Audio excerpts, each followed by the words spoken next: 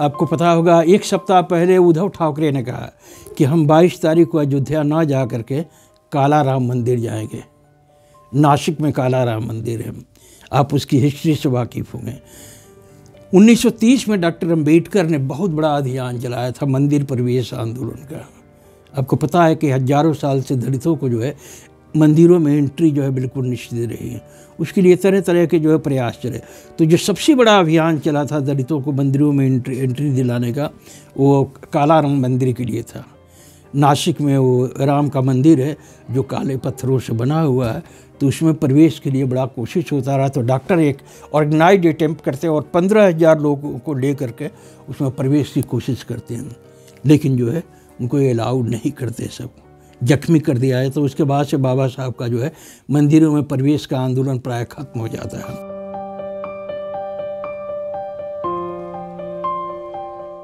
तो ये जो उद्धव ठाकरे जो जा रहे हैं, तो मैंने यही लिखा है उस लेख में कि आज ज़रूरत है कि पैरेलल कुछ करने का।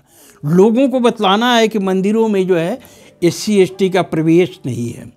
इनको बतलाना पड़ेगा कि मंदिर तो बनते हैं लेकिन पुजारियों की नियुक्ति में जो SC ST और OBC के लिए कोई हक नहीं है। उनको बतलाना पड़ेगा कि अयोध्या की जो सारी तैयारी है वो सिर्फ़ और सिर्फ पॉलिटिक्स से प्रेरित है, जिसका लाभ जो है सिर्फ उच्च वर्णों को मिलेगा।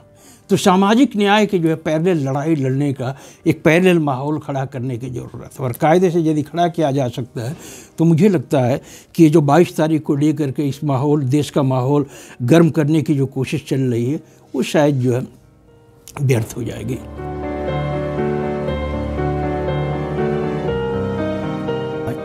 जो आप ये 2024 में जो क्या नाम है चुनाव की संभावना पर बस सवाल कर रहे हैं, तो बतलाऊं कि असल लड़ाई जो है आपका ये मौजूदा सरकार से है। और ये सरकार जो है अप्रतिरोध बन चुकी है, अनचैलेंजिंग बन चुकी है। इसको लगता ही नहीं कि कोई इसको हरा सकता है।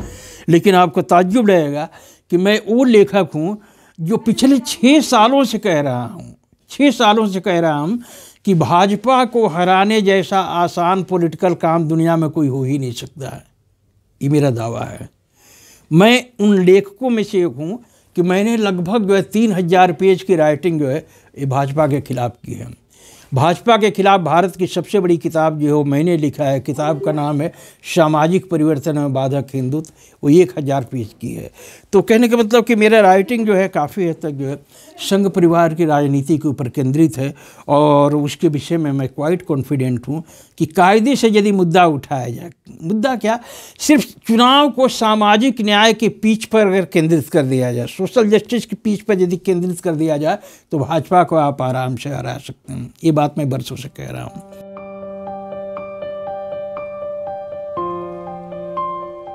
समाज में शक्ति के 4 स्रोत होते हैं। जैसे एक बात कहूँ कि महिला सशक्तिकरण का अभियान चलता है ना, दलित सशक्तिकरण का अभियान चला, उसी तरीके से डिप्राइव सेक्शंस का जो है उसके एम्पावरमेंट का अभियान चलता है। तो सशक्तिकरण का अभियान चलाने के पहले आपको देखना है कि समुदाय अशक्त कैसे हुआ है। तो सारी दुनिया में महिलाएं हैं, ब्लैक्स है और भी डिप्राइव सेक्शन है, वो इसलिए अशक्त होते हैं कि जिनके हाथ में सत्ता की बागडोर रही, उन्होंने सोर्सेज ऑफ पावर में उनको शेयर नहीं दिया। मसलन दलितों का जो हो गया, 4 शक्ति के स्रोत है। आर्थिक में ऑल अर्निंग एक्टिविटी आ जाती है।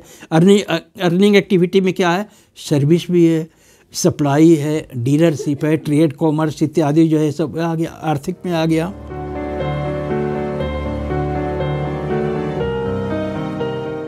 दूसरा जो शक्ति का स्रोत है पॉलिटिकल आप जानते हैं, इसमें राष्ट्र सत्ता की तमाम संस्थाएं हैं। तीसरा शक्ति का स्रोत जो है एजुकेशन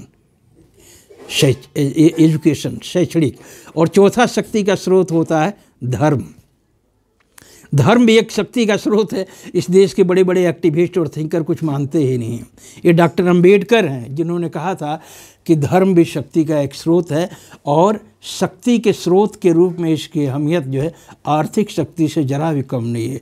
ये जस्ट जो है इकोनॉमिक पावर के इक्विवेलेंट हैं। तो दलितों के साथ समस्या रही कि ये दलित और पिछड़े जो शक्ति के तमाम स्रोतों से एक्सक्लूड रहे।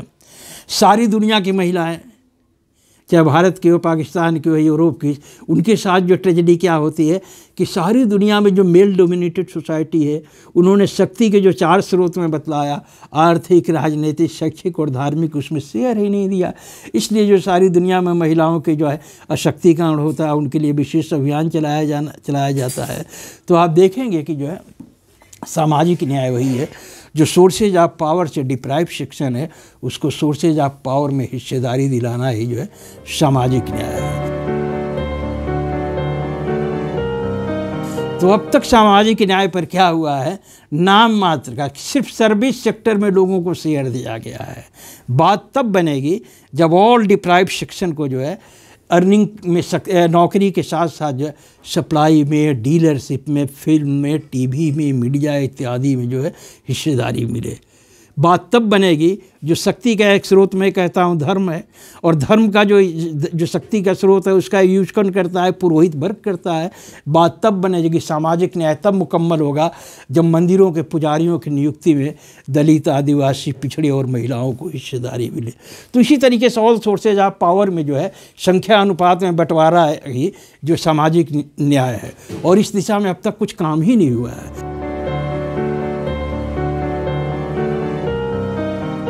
तो राहुल गांधी जो कह रहे हैं जितनी आबादी उतना हक, उसमें जो है सामाजिक न्याय का एक्सट्रीम छुपा हुआ है। संख्या अनुपात में प्रत्येक सेक्टर में जो है नौकरी से आगे बढ़ के सप्लाई, डीलरशिप, फिल्म, मीडिया, वो आपका जो है पुजारियों की नियुक्ति, तमाम सेक्टर में जो है इक्वल बंटवारे का एक रास्ता खुलता है। इसलिए मैं कहता हूँ कि आज की तारीख में सामाजिक न्याय के मुद्दे पर जो राहुल गांधी का काम है, ये जो भारत की हिस्ट्री की एक यूनिक घटना है। तो कांग्रेस पार्टी यदि अपना छवि सुधारना चाहते हैं, अब राहुल गांधी के विषय में क्या बतला दिया गया कि राहुल गांधी पप्पू है, जबकि राहुल गांधी के पास जो सामाजिक न्याय का जो कंसेप्ट है उसके सामने मोदी इत्यादि बिल्कुल बौने हैं। लेकिन कितने लोगों को जानकारी है? आपने जैसे खुद पूछा कि आपके मन में सवाल आया कि कैसे राहुल गांधी जो सामाजिक न्याय का आइकन है, तो लोग जानते नहीं हैं, इवन कांग्रेस पार्टी के लोग नहीं जानते। इसीलिए मैं कहता हूँ कि ये किताब हुई और ये सामाजिक न्याय के जो है नए मसीहा राहुल गांधी तथा ये किताब, ये 3 किताब यदि एक एक विधानसभा सेक्टर में कांग्रेस वाले 10,000 की संख्या में पहुंचा दे तो लोग जो है पहुंचा करके लोग फ्री डिस्ट्रीब्यूट करना है। जब ये किताबें जो है लोगों के बीच जाएगी, हिस्ट्री चेंज हो जाएगी। वोकल की तुलना में जो है प्रिंटेड मीडिया का, प्रिंटेड चीज़ों का बड़ा इम्पैक्ट होता है। तो मैं यही कह रहा हूँ कि जो अब हमने जो 5-6 किताबें तैयार की हैं, इन किताबों को कांग्रेस पार्टी एक एक विधानसभा सेक्टर में जो है 10,000 की संख्या में पहुँचा देती है। तो इस 10,000 से लोग जो है कांग्रेस की खूबियों से, कांग्रेस राहुल गांधी का जो सोशल जस्टिस का इमेज है, इससे जब वाकिफ़ हो जाएंगे तो कांग्रेस के प्रति लोगों का नज़रिया बदल जाएगी। और इसके ज़रिए आपको बता रहा हूँ कि 400 करोड़ का फंड जो है कांग्रेस के पास आ सकता है। द मूक नायक की खबरें अब ऐप पर भी। इसे आप गूगल प्ले स्टोर या दिए गए QR कोड से स्कैन करके भी डाउनलोड कर सकते हैं। वंचित शोषितों की खबरें, ग्राउंड रिपोर्ट और वीडियो अब एक ही प्लेटफॉर्म पर। डाउनलोड करें और रेटिंग देना ना भूलें।